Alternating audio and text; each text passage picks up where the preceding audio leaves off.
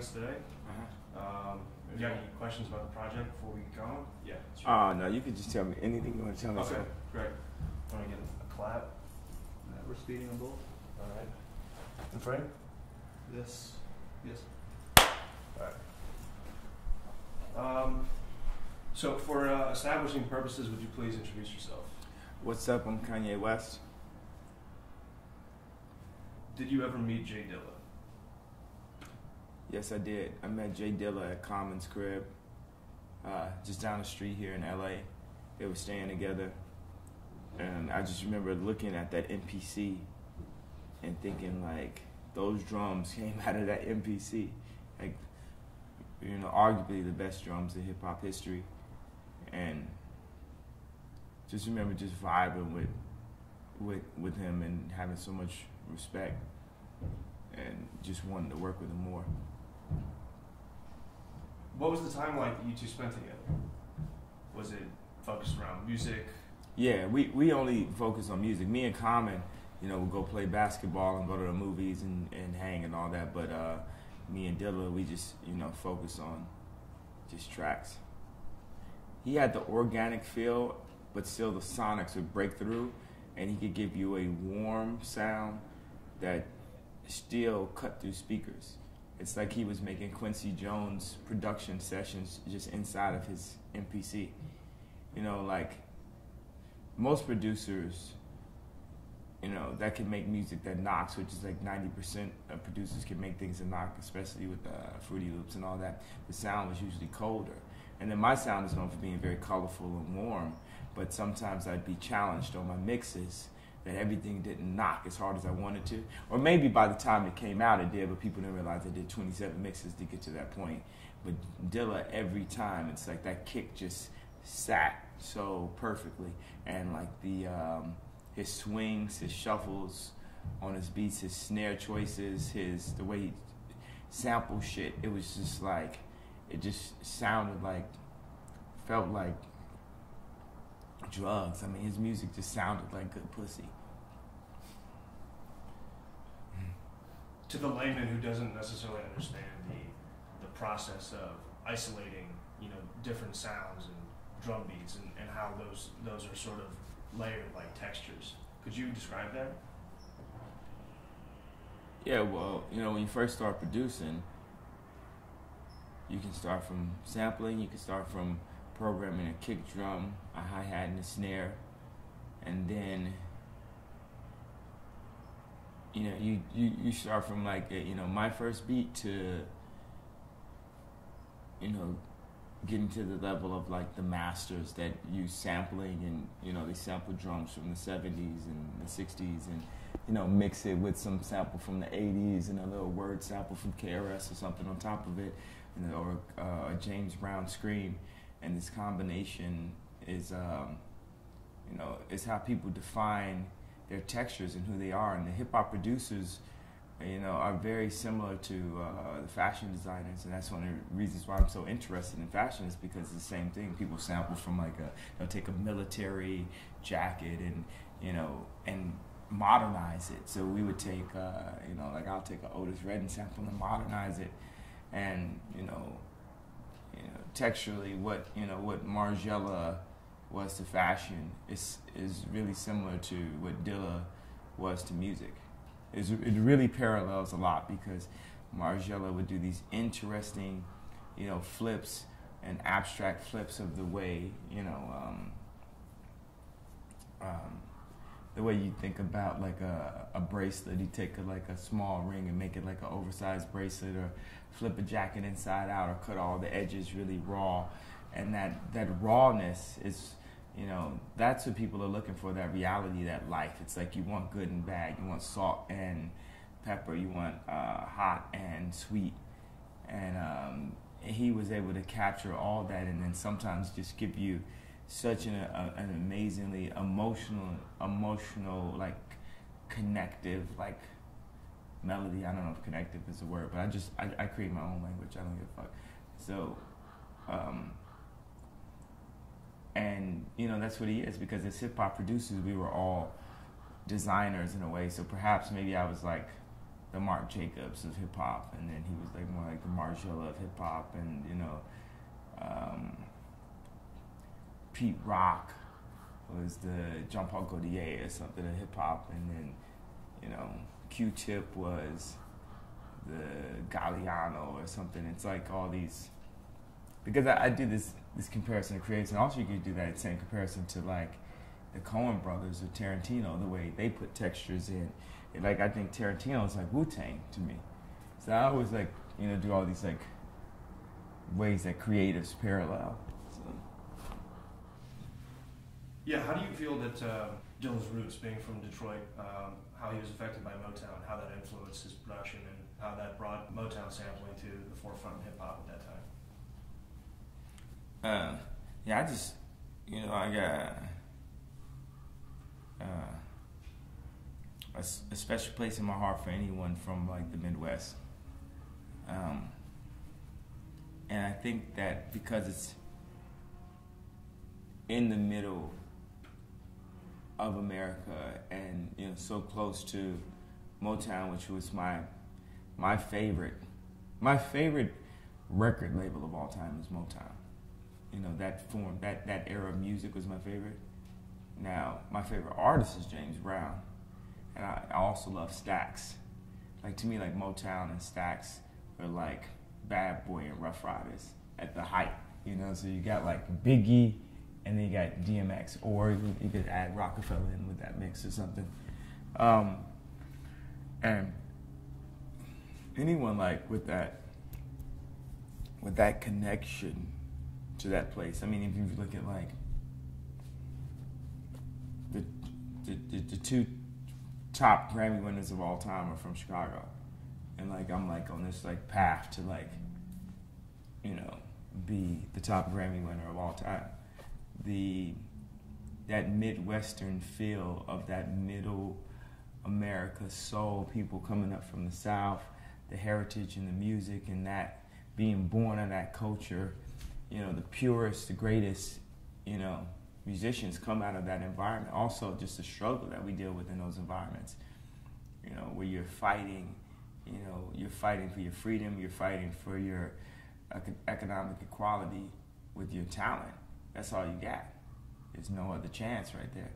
And, that pressure bust pipes, you're gonna, something great. A rose is gonna grow out of that concrete. And that's, Dilla was definitely one of those roses. Around the time you released College Dropout, Dilla put out his first album with Madlib and Stone's Throw, J-Lib's Champion Sound. Mm-hmm. Could you talk about that time in hip-hop, that project specifically? That's the one that has stars on it? The cover's just like a rubber tire. I remember the cover, though. It's like right when you said it's like, I see the J-Lib font popping up. I mean, I guess maybe a better way to phrase that is, how are their styles different, similar, and then also complementary to each other? Well,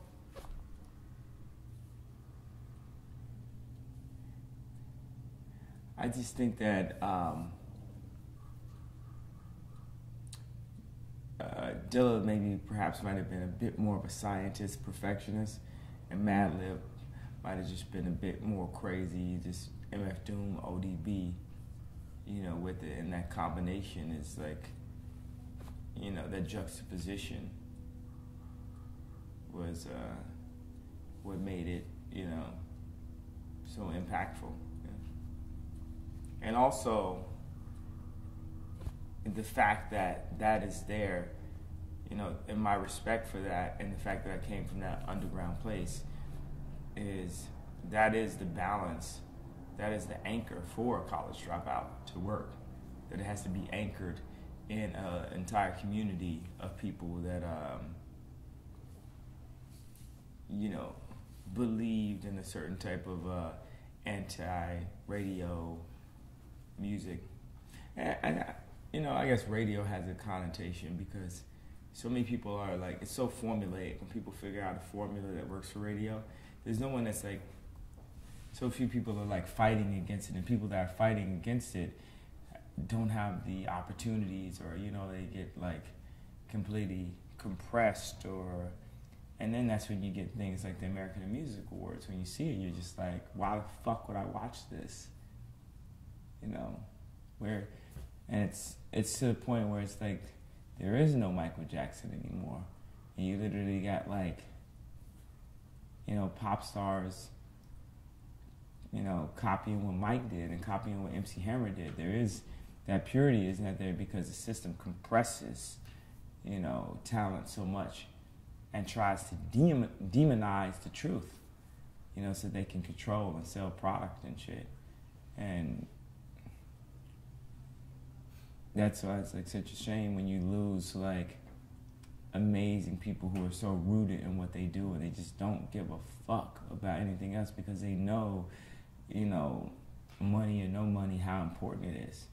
It's like when you can, be above the concept of money or something, I'm lucky because I'm from Chicago, and because I'm from Chicago, I don't give a fuck. So I care, but don't give a fuck. That's what it is. Like someone from Chicago is very sincere. They got their heart like that, but they don't give a fuck about what anybody is saying as long as it's from their heart. And that's like what it is to be from Chicago or be from the Midwest. This ain't no like fake ass society. We ain't smiling for people and stuff like that. So if you put me in a position like that, so I imagine it could be harder for people that are trying to fit in, or people who are trying to, or people who are just like not, being successful at doing exactly what they want to do. They have to compromise, have families to feed, they have this and that, and they got to figure out how to make that money. I'm like extremely spoiled and extremely blessed to be able to do songs like Jesus Walks and for them to work. Songs like Can't Tell Me Nothing. For me to be able to keep it real and really make money off of being real is an extremely blessed situation, but it's also a responsibility. So it means like, okay, you've been given this opportunity to be like an inspiration, to be, in the lineage of what Dilla did and what Mos Def and Quali and all that. It's like, but you can never forget that. You can never forget about what the point is, the message, what hip hop is about, what like Public Enemy is about. Oh, fuck a Maybach, respect to the Maybach family because I know them. But what I'm saying, I just feel like people are controlled with like money and perception, and they're very fearful. And as an artist, man, Raphael painted Jesus' wife in that Last Supper painting, knowing the Pope was gonna kill him. So, but as an artist, hey, this is what's gonna happen. So people just deal with humanity, and some people are meant to fight the war head on, and some people are meant to run in their house. So I'm saying all that to say, as far as how difficult it is, I imagine it's extremely difficult if you can't get paid to do exactly what you want. Then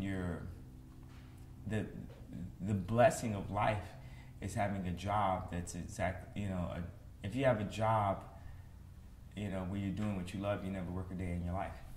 Yeah. In 2006, Dilla passed. Could you describe the impact his death had on you, the artists he collaborated with and mentored in the hip-hop community at large? I mean, it's extremely shocking. And I think as a artist, we look at it more selfishly than anything. When Biggie passed, when Dilla passed, because as artists, we give of ourselves. And so, he was giving the world so much. Biggie was giving the world so much. Pac was giving the world so much. They were giving all they had. So to lose that, it's like we lost another point of inspiration.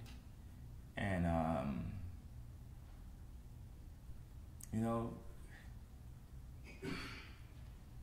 it's amazing. How could we lose? Biggie, Pac, Dilla, Steve Jobs, Michael Jackson. It'll almost make you feel like the devil's winning.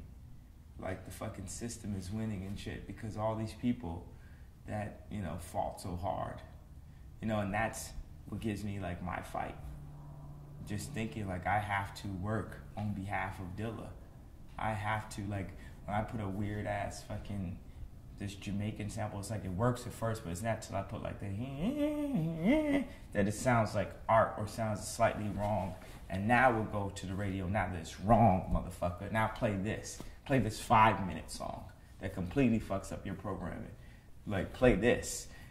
That's in lineage of it's the best respect that we can pay to like great artists that have inspired us so much is to never sell out. We gotta fight.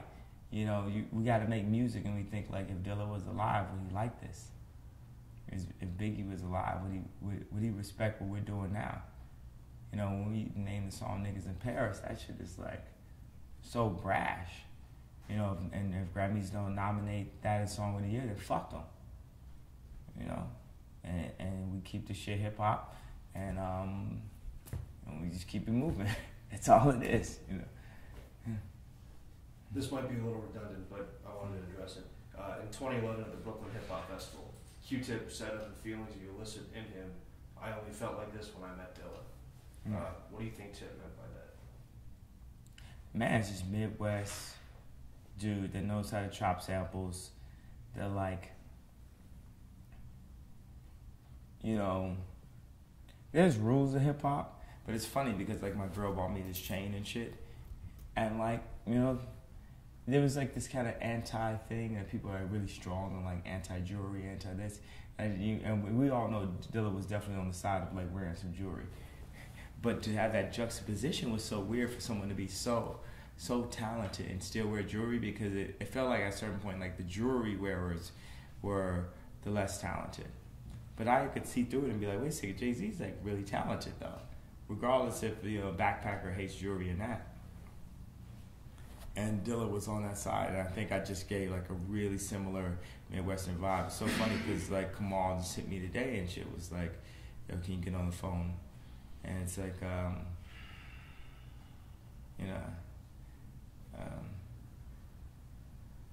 just those legends that inspire us. And plus, we are 100%, 1,000% inspired by Q-Tip too, though.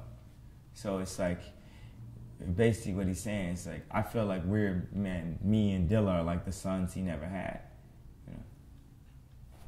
Let's return to Madlib. Quasimodo, Lord Quaz, the beat conductor. The list goes on. Who is Otis Jackson Jr. to Kanye West?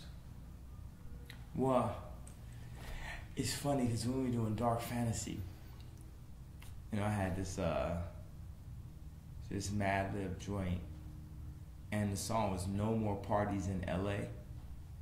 And RZA told me to not do the song. He's like, yo, because LA niggas gonna take it the wrong way and shit.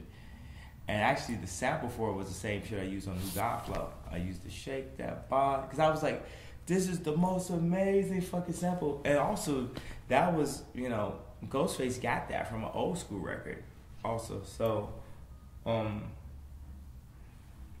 it was good just to vibe.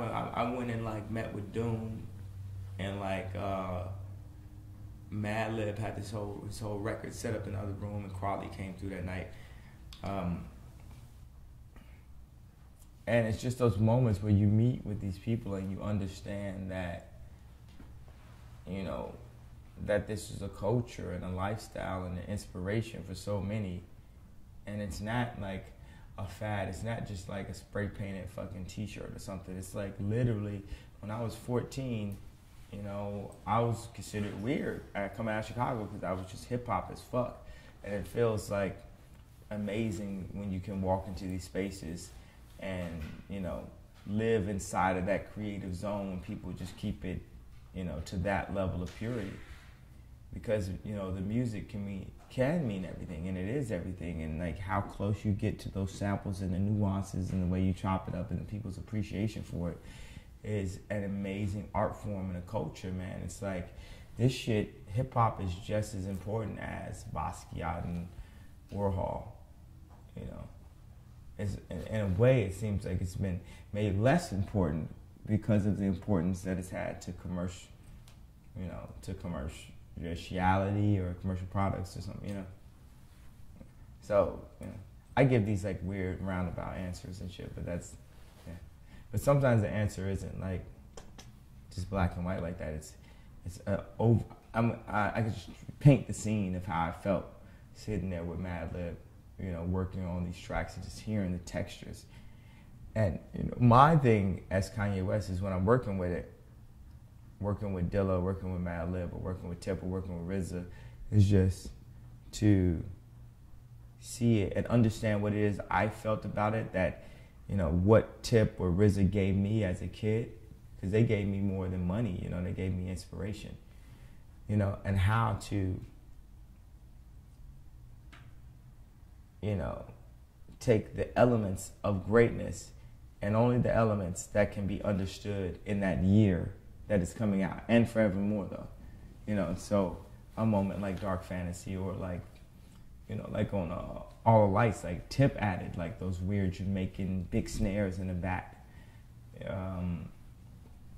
Or like Chain Heavy and things like that. So, or even like I still go through old Dilla mixtapes. Matter of fact, now that you brought this up, we have to get like some more Madlib beats for the next, you know, next projects. Yeah. Yeah. Well, on the heels of that, you know, I remember a couple years ago, it was reported that you put my Madlib beats on hold. When can we expect to hear something from you two? You know what? I'm gonna go back to that song. This one, the No More Parties in LA. I'm gonna just like do the record. It was like some over the crib you left your Ray-Bans. My sheets still orange from your spray tan. No more parties in LA. No more parties in LA. So, some shit. I'm gonna load it up. This is during Dark Fantasy. But Dark Fantasy was all of it. It was just like no four on the floor. Because it was like your favorite rappers was douchebagging out and shit. And it was like, we had to like live in the legacy of like Mobb Deep, Wu-Tang. Just period, man. Fuck everything else.